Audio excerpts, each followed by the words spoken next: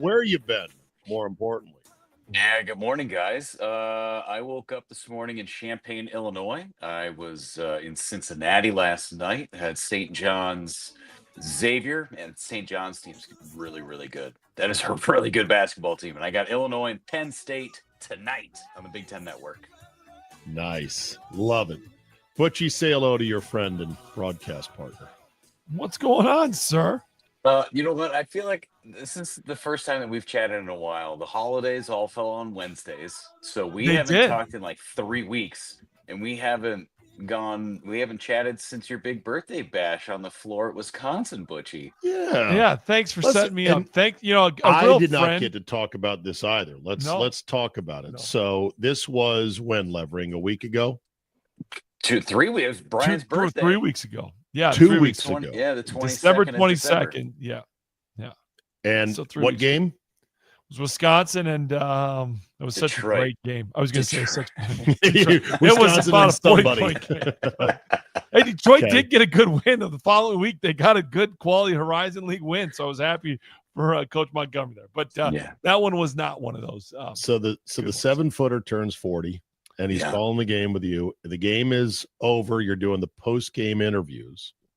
And somebody comes up from behind and gets Butchie right in the cake hole. Yeah, not somebody. A big old pie. Everybody. A bunch of guys. Multiple pies. Now, my question was it actual whipped cream or was it shaving cream? Oh, whipped cream. Okay. Because it looked a little runny, so I didn't know whether it had been sitting there a while, I think, right? Got to room temperature, and when it gets to room temperature, I think I was in some problems there, yes. Now, here's my thing. Now, the shaving cream thing is going away, Levering, because there have been baseball players who have landed briefly on the DL because of their eyes with the shaving cream. The chemicals. How about that? Don't you remember there was a guy that I think missed a game because he had gotten shaving cream pied the day before?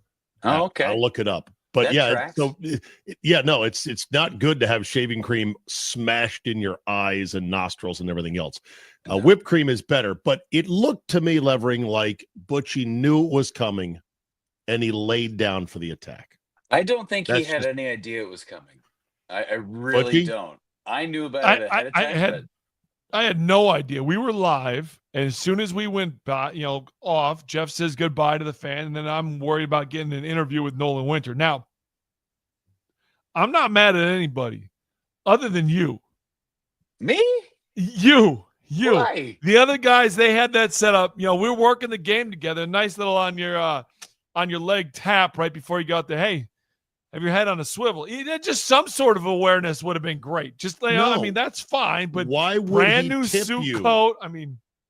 Why they're would he gonna pay you? for the laundry? They got that thing dry clean for you. It's fine. Right. Come on, man. Oh yeah, no, for sure. What do you wear the same suit 4 times, you cheapo? Probably. That's what I do. I wear the same sport coat every game, man. It's all good. Yeah, nobody knows. That's all you need is one to survive. So here's my question: since we have it, when did you find out about it? Before the game. I found out before the game. Matt LePay said, if this game goes the way it should go, just know that when Butchie is doing his post-game interviews on the floor, there may be a birthday surprise for him.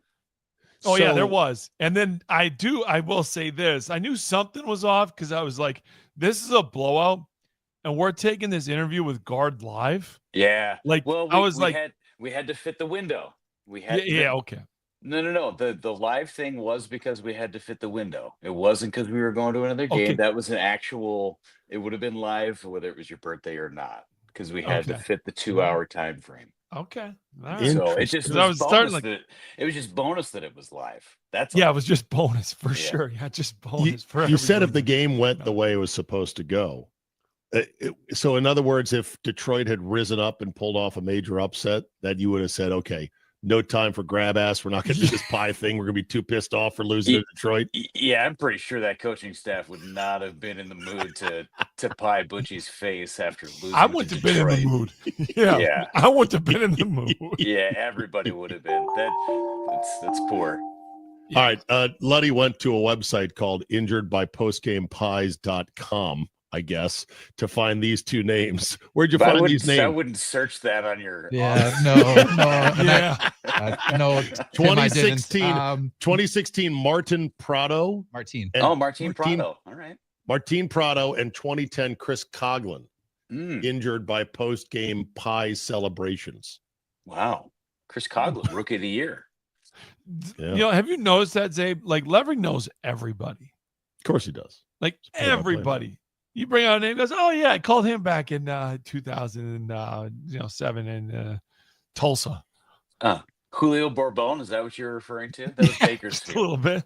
Just a little bit. I don't. Are you excited? Are you excited to go to Sacramento this coming summer? When do the Brewers go play the A's?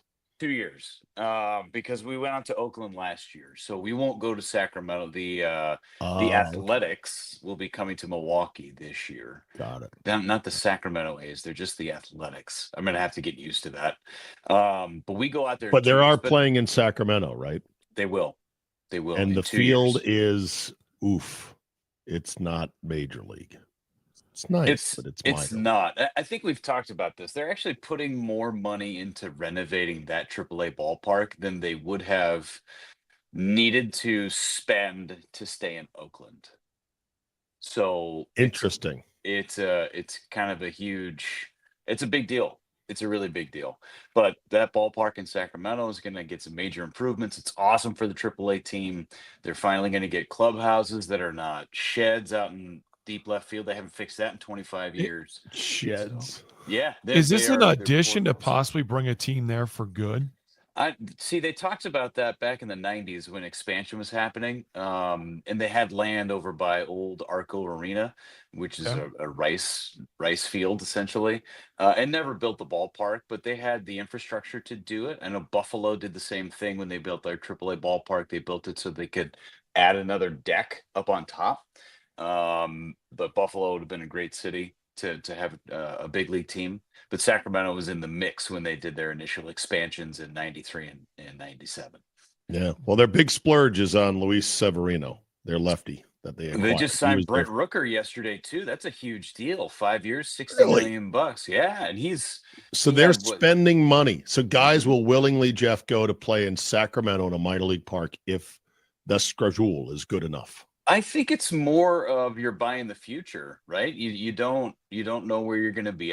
Sacramento's not going to be the be all end all for the A's, but you are selling what the future is going to be.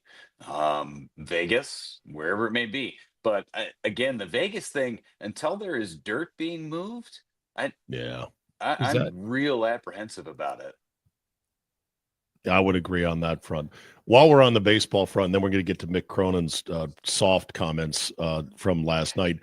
Who's left out there on the hot stove market to be signed? The biggest name is Bregman, I guess. Yeah, Bregman's. I think he's still the big fish. Pete Alonso's still out there. So those are the two big names offensively. Verlander signed with the Giants yesterday. That's a 1 year deal. Solidifies that rotation. Verlander's still pitching. Yeah. And a new team for him. Wow. How old is that guy? He is 41. He's my age. He was in my draft class. Yeah, he and Charlie Morton. Charlie Morton just signed a deal with the Baltimore Orioles. They're both in their 40s. Wow.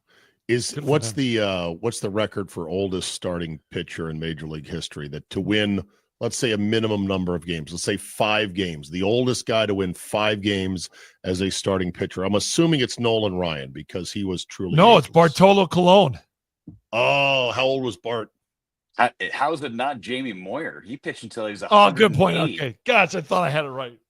That's a good one. Was he starter? Was Moyer a starter up into those ages? He was not converted to a reliever? Okay. No, he was a 49 years and 150 days. Moyer was pitching. Holy. Back in 2012. There's a little caveat to this. He didn't win. Satchel Paige is the oldest major league pitcher because the Braves, Euchre tells a story all the time when we're on the air about how Satchel came back and the Braves wanted to make good so he could get his big league pension. So they signed Satchel Paige at the age of like 65. And Euchre tells the story about Satchel pitching in a home run derby contest. They wanted him to go out there and throw, and he was throwing everybody sliders. He goes, man, I don't want these guys hitting homers off of me. Nobody told him it was a home run derby. So he's up there throwing sliders at everybody. He's like, hey, you just got to lob a couple in there. He goes, no, man, I don't want any part of that. Wow. That's funny. All right, let's get to Mick Cronin, shall we? By the way, I assume the Brewers are done buying guys. Yeah. I don't know. Until the ink Maybe. is dry, you never know. You never know what they're going to do. They still got. They got to figure out third base. Okay, so this whole, as this hot stove simmers down into the winter, leading up to pitchers and catchers, guys who are still out there, if I guess the price from their agents get reasonable enough, that Matt Arnold might say, okay, we'll take him. Is that how it works? Sure. There's no doubt. I mean, they just re-signed Jake Bowers to a minor league deal, but I mean, you could go out and get anybody that's available still. I wouldn't say that the Brewers are done by any stretch. There might be a starter that's out there. There might be a bullpen guy that's out there. There's plenty of moves to be made still. All right. Okay, let's talk Mick Cronin. First of all, did you do any of his games when he was at Cincinnati? I did not. No, I've never done a game with Mick Cronin. That's weird because you do a lot of those games in that league and in that part of the country, but I guess he got out of there by the time you started doing a lot of that stuff. Yep. Cincinnati wasn't in the Big East at that point. I wasn't doing Big East games. And then he went out to the Pac-12, now Big Ten. All right. So set this up for us, Butchie. Who did they lose to last night that set Mick Cronin off? Yeah, they got boat raced by Michigan. Michigan was up by 25 with 4 minutes left in the first half. Like it was a boat race. It really was. Now Michigan played really well, but UCLA was horrendous. No answers for Vlad the Impaler. Yeah, no, exactly. Yeah, Golden played well. But in general, just like effort wasn't there. Offensively, they were slow, stagnant. Defensively, which UCLA is really good at, they were horrendous. Like it was everything went wrong that could go wrong. This was coming off of a really bad performance at Nebraska as well. They lost at Nebraska. So there's a couple of bad performances put together. Yes. Yeah, 2 games in a row, and Mick Cronin has had enough. Here he was after the game talking about his own team. But we don't play. We're soft. So don't tell me you want to win. Like, just don't tell me you want to win. So don't tell me you want to win. It's crazy, and it's every day. I'm tired of it. It's every day. I have the most energy of anybody at practice every day. I'm upset with everybody in that locker room, my assistant coaches and my players. I mean, I don't need to do anything else. I almost got 500 wins. I'm only 53. I mean, it's a joke. It's a joke. But yet I come in and I have more passion and energy and pride than everybody in. That's the problem. So what the truth of it is, Ben, it's really hard to coach people that are delusional. The hungry dog gets the bone. We got guys that think they're way better than they are. They're nice kids. They're completely delusional about who they are. But we don't. Oh my God. It's worse than I thought. I had not heard the full thing. Oh, yeah. Oh my God. It was not good. Butchie, take it away. It was not good. Jeff, have you ever, for me, I understand where he's at. There's a line in the sand that he's drawn and saying, this is not who we are. But I don't know if I've ever heard it that bad from any coach. And we've talked to enough of them. Now we've talked off the record a lot, and we'll get some very honest opinions from guys. Yeah. But I don't know if I've heard that ever. Like we just suck. We're bad. And they're a top 25 team. I mean, yes. I've never heard a coach bury everybody, like assistant the coaches, entire team, coaching staff. I've never heard a coach bury his coaching staff like that. Never. What pedestal is that? I mean, that's really tough. That's really tough. How do you recover from that, especially in today's age when players are, sensitive? So, yeah, that's the word. I mean, Very that's sensitive. The right word. Yeah. How are those guys going to go out and play this weekend? We'll see if they respond. I have no idea. We'll see if this method of coaching works. I would be willing to bet a significant sum of money that this was the culmination of a series of things, right, boys, along the way that did not do anything. Yeah. And this was a last resort. Okay, I've got to nuke them now in front of the world and let it go viral. And they played Friday at Maryland. Yeah. Yeah. So, the one thing I see, the one thing I see appearing as clear as day in front of me, activating portal now. I see mass portal exodus. He called him delusional. Now, look, the craziest thing is 2 games before that, we talked about the Nebraska loss and the Michigan loss that just happened last night. Before that, they beat Gonzaga. Yeah. So, I know. Well, he's trying to keep an edge. I think that's what on the delusional front, I know exactly where he's coming from, because Gary Williams at Maryland used to tell us both in a weekly radio hit and just personally be like, every one of these kids thinks they're going to the league. And I said, really, coach? Like, they really believe it? Even your 12th guy? He looked at me like, yeah. Yeah. And that was 20 years ago. Yeah. And that was 20 years ago. And that's way before social media. So look, nothing wrong with having dreams and aspirations. And if you've made it to D1 ball, right, Butch, you've made it to a very high perch in the ecosystem of basketball. That's where your dreams and hopes should be, but also be a little bit grounded and maybe study a bit, because you might need a fallback plan. Yeah, that's tough in today's day and age. There's not a lot of groundedness. Well, all right. Well, Mick Cronin, that's a bold move, Cotton. Let's see bold if it works strategy, out. Cotton. See if Bold it pays strategy. off for you. You got the line right. I botched it. Thank you. Levering gets the calls right. Okay, you're next up where? I got Penn State tonight. Yeah. Nice. Illinois is playing really good basketball. Illinois is rolling. Yeah. I hear Champaign's lovely this time of year. Have you done some sightseeing down there? Nice. Not Zabe, yet today. Not yet. Why don't you ask what hotel he's at? Yeah, what hotel are you at? The Varsity? No, the I am not at the I Hotel. Oh, really? I haven't stayed at the I all year. I've either been at the Hilton Garden Inn. Today I am at the luxurious Hyatt place on Neal Street. I am disappointed. I know.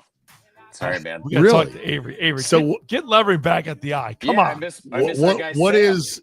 I know Sam takes care of you like you're the king. What is the I? What is the I? It's the Illinois. It's the I Hotel. It is not affiliated. It's they got a convention center. It's right across the street from the State Farm Center. We talked about this in the middle of December. You drilled me about what's the I? Where are you mean? Where are you staying? When we did I did the show from there, and we had a 20-minute conversation about the I. Things. You know that all my memory now is RAM memory. It's purgeable. Just gets flushed when I shut down every night. Nothing. Yeah, that's okay.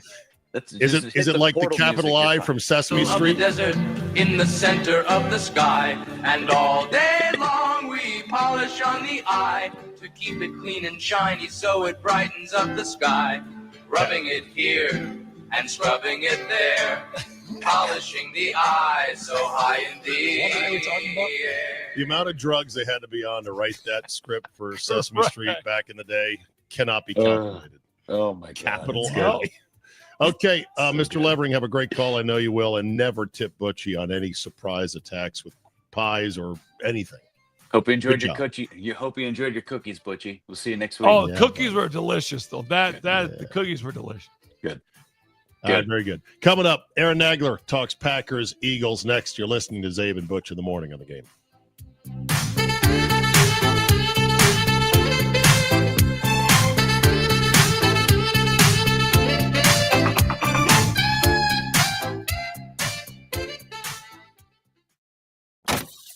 Our very busy morning continues. 94 eastbound Stop and Go Highway 100 to 35th Street. 94 westbound 16th Street to Mitchell Boulevard. Heavy delays on 43 southbound Hampton to Center and 4394 northbound Howard to Oklahoma and Greenfield Avenue to National. If you see any issues, call the Tri-City National Bank, your hometown bank, total traffic tip line at 414-944-5111. I'm Bonnie Green. This report is sponsored by Rapid Radios. Rapid Radios are instant push-to-talk walkie-talkies offering national LTE coverage and no subscription ever. A great alternative to a mobile phone for your kids. For a limited time, go to rapidradios.com and you'll get 60% off. Free UPS shipping. Add code radio and get an extra 5% off. Are you starting the new year off with that same old joint pain in your knees, hips, shoulder, or back? Make the decision now to say, no, I'm not going to deal with it anymore. Get moving again in 2025 with the help of QC Kinetics. Hey, it's Billy Schmidt. The nation's leader in regenerative medicine and joint preservation is here. They have locations in Greenfield and in Mequon under the leadership of medical director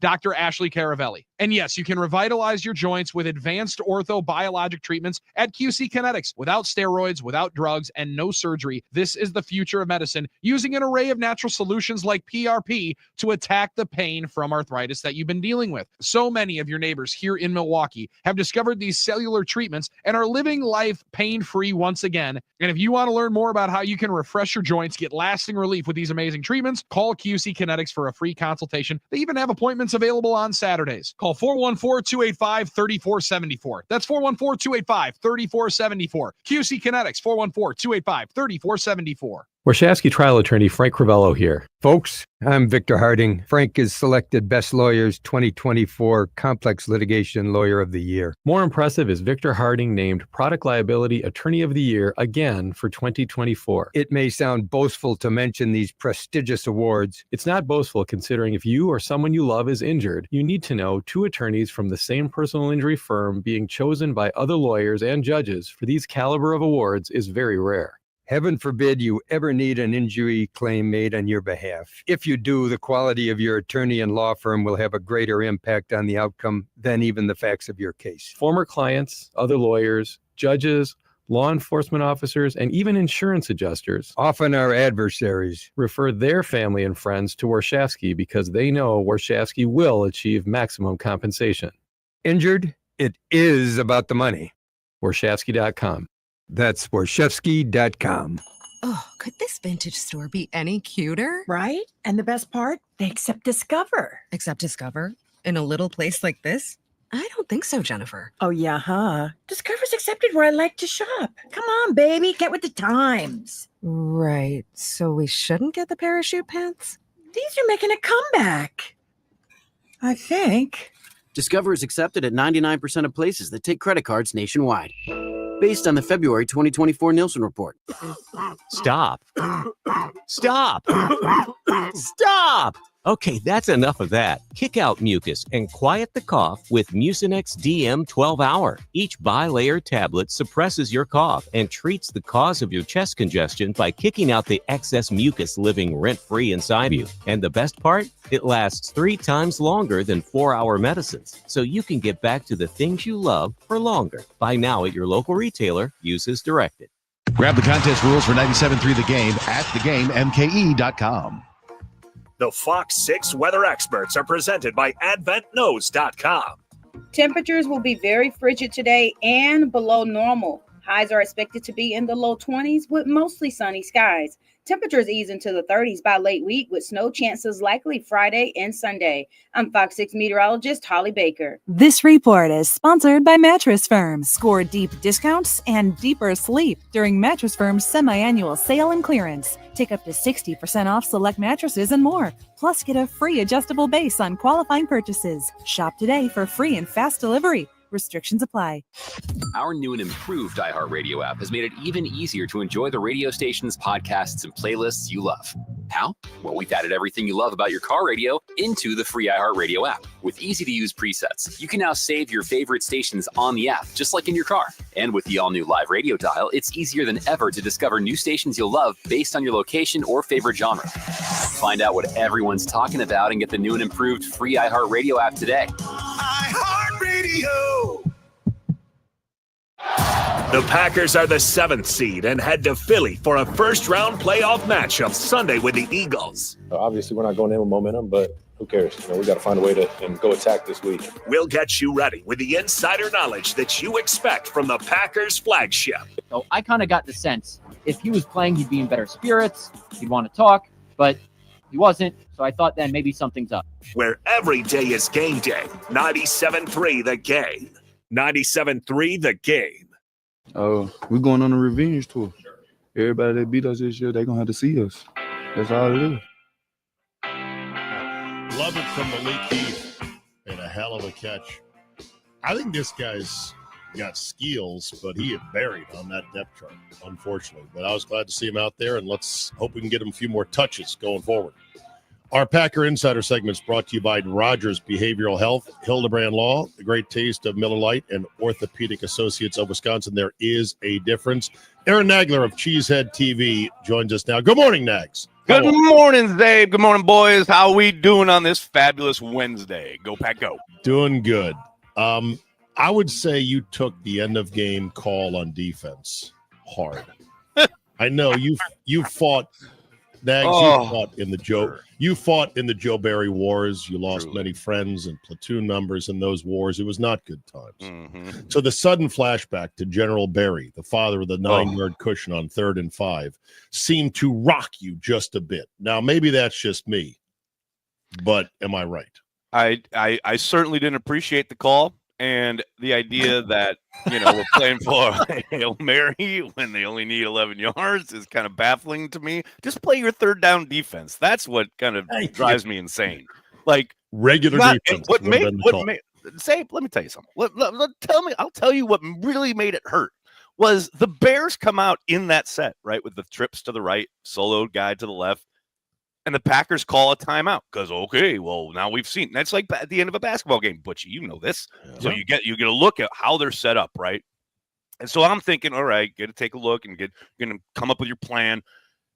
Probably the Bears will come out in something else, but they didn't. The Bears came out in the exact same look, and the Packers kept the call on.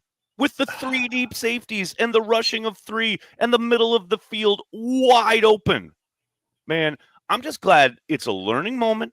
It's a time for young Jeff Hafley to go, right. That's bad. Especially with Matt LaFleur admitting afterwards, we have a cutoff time of 12 seconds. 12 seconds and under means they can't get up and spike the ball if they need to get a first down from XYZ. There was 15 seconds on the clock. Yeah, why did you not follow your own rules? I know. Yeah. It's so frustrating. What I would love to know, Nags, is how the chain of command works, both in general in the NFL as well as with the Packers specifically, as in how much communication does LaFleur have to tell his D coordinator, listen, I don't want anything special. I want regular defense. Would that be considered meddling? Would that be considered normal communication? Completely normal. And that would be totally within his purview as the head coach. And look, we know in the NFC Championship game back in 2020, he was part of the kind of conversation on the headset to call what they called at the end of the half that resulted in a big touchdown from Brady to Scotty Miller, that Adrian Amos rued the day afterwards. So I have zero doubt that Matt LaFleur is at least listening in on the conversation there, if not giving his 2 cents. And that's, do you think LaFleur called for that? Especially, I'll never know. We'll never know. But most likely, that is my guess. Yes, and that's Zabe. You're talking about me taking it hard. That's where I come down. That's where I get frustrated as a fan because I am sick and tired of a team defaulting to fear. Like you're just living in fear, especially the salt in the wound is then later that night watching Aaron Glenn and the Detroit Lions, who have a billion dudes on IR, lose dudes seemingly every week. They've lost every bit of pass rush ability up front. They were so desperate they traded for Zadarius Smith, for God's sakes. They have like bodies in the defensive backfield, and yet they go down swinging. They fire every bullet in their chamber. Yeah. And yes, every once in a while, the other team makes a play, you tip your cap, but you keep going and getting after it. Whereas with the Packers, it feels like it's always, okay, we're just going to play it safe and we're just really going to hope for the best outcome rather than, okay, we're going down swinging. That's the frustration for me. No, and it is. That being said, there's opportunities in front of you. Now they've gone 2 and 3 in the last 5, so they're not playing great football. But when you look at Sunday, what needs to happen with this team. To me, it's they have to run the ball. Like Josh Jacobs needs to be better than Barkley. Like that's what this game comes down to. Am I wrong in that?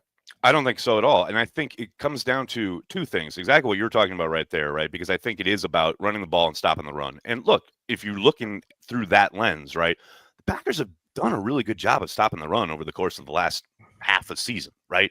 The first time these two teams met, their run defense was nowhere near what it is today. So that gives you a little hope as a Packers fan. And yes, 100%, you got to run the football. Josh Jacobs has to be the focal point. Yeah. The other component here, though, is, I mean, two things. They have to play a clean game. Like, they have put the ball on the carpet almost every single week for the past month. And two, their best players have to play their best. You can't beat the best without that happening. Whether it's Jordan Love starting slow, which has been a recurring theme here down the stretch, whether it's guys dropping passes like Jaden Reed, whether it is your frontline players putting the ball on the carpet, your best players have to play their best. And if they do that, I really like their chances on Sunday in Philadelphia.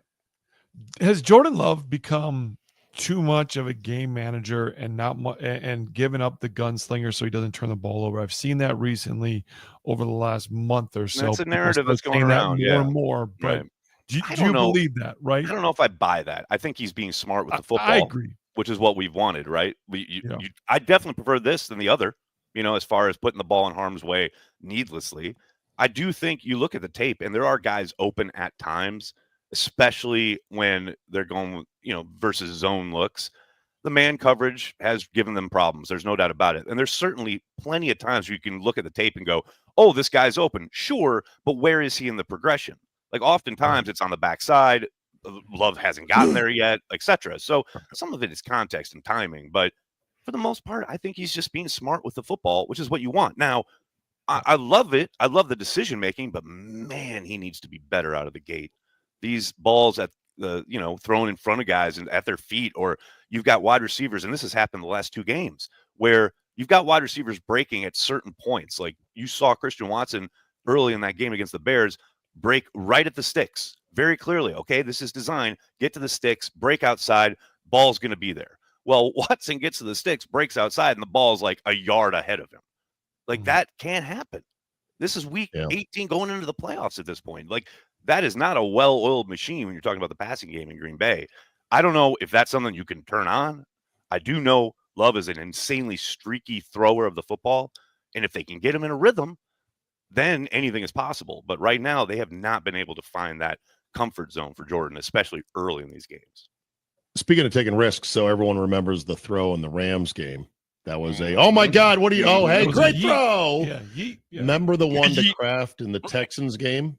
Oh, yeah. That was apparently measured as the fastest throw. Hardest throw in the Next Gen Stats era. Yes. Right. Which started, when did Next Gen Stats start? 06?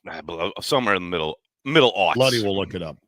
Bloody will look it up. Yeah. So I would love to know, because they don't have radar guns like a baseball game on these passes. I'd love to know how they extrapolate what the average velocity is, probably in a video frames per second and distance calculation. But apparently the hardest throw ever. It was an absolute seed, and it was through traffic. And the fact that Kraft caught it was insane, amazing. right? It was a sick catch. 2014, so it's been around for 10 years. Ooh, only 14. Okay. All right, so about Love, here are his numbers from this year. 5th in yards per attempt at 8 yards per attempt. That's pretty darn good. They say that yards per attempt is a really good metric for how you're doing as a passer. 10th in touchdowns, 25. 12th in passer rating, 96.7. 13th in success rate, 48.3. I don't know how they make that success rate. Is that non-sacks as well as I think it's non-sacks, including like completions and even incompletions where you're not putting the ball in certain positions to be interceptable, etc., but also what's presented coverage-wise and what you can do. Okay. Yeah, everything, every possible positive outcome. Non-failure pass play. 5th in QBR. I want your quick 2 cents on that. The QBR thing. It's suggestive. I'm not a huge QBR and or passer rating guy, because there are so many things that it doesn't encapsulate when it comes to playing the position of quarterback. However, I will say it's instructive and can tell you, okay, in the totality of the game, he's doing a lot of good things. Like as far as what we're talking about, taking care of the football, making sure he's hitting his check down when things aren't available downfield, etc. Like I don't dismiss it. It's like I said, you can use it as a guide when you're talking about who's playing well. But at the end of the day, does it mean a whole lot? No, not really. I wouldn't say that he had the 5th best season at quarterback in the league this year.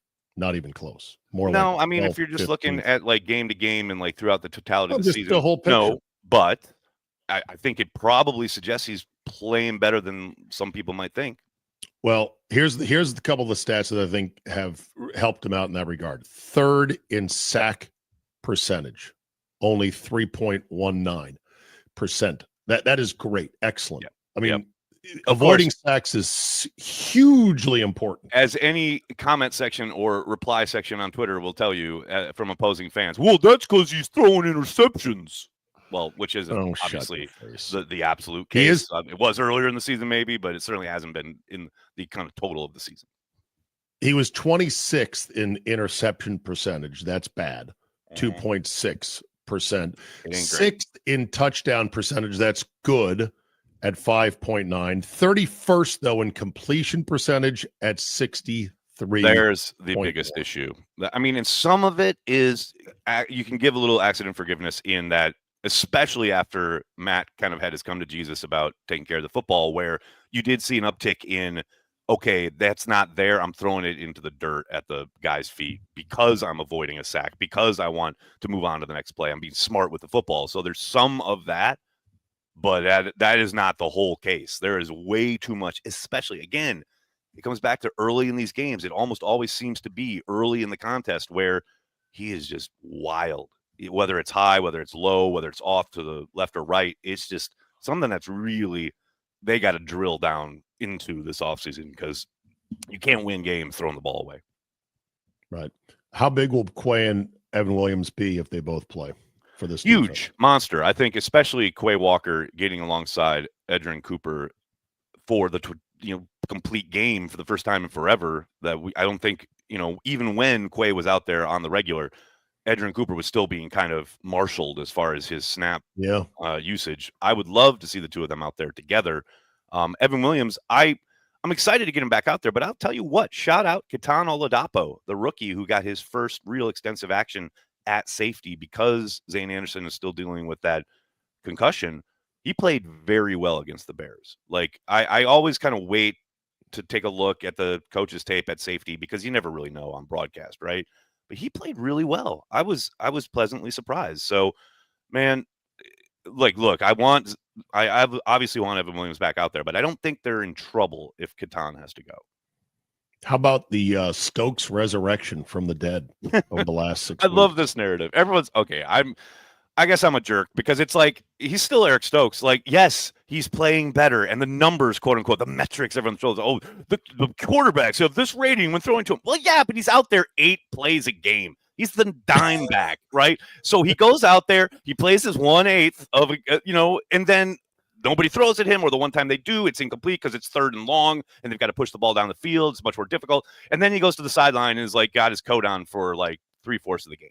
Like, yes, they have finally utilized him as they should, as a deep reserve. That is exactly where he should be living. So shout out to the coaching staff and Mr. Stokes for finally realizing it. But we just talked about Quay Walker, and 2 months ago, Quay was the worst linebacker around. After the sir, I beg you to go back and watch after the bye week. He was playing much better. No, after the bye, but I'm just saying before the bye week, he shouldn't be. He was a pinata. Yeah, no doubt about it. No question. He had some struggles.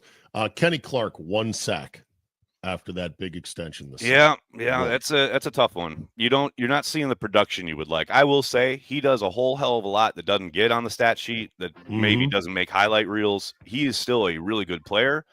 But yeah, for the money you paid him, and for as much as we heard this summer about the defensive scheme and what the job was up front to explode off the line of scrimmage and make havoc and shoot gaps and things like that, sure haven't seen a lot of that from Kenny, and that's disappointing. But I will say, again, I think he's doing a lot that doesn't show up on the stat sheet. Most NFL people will tell you that.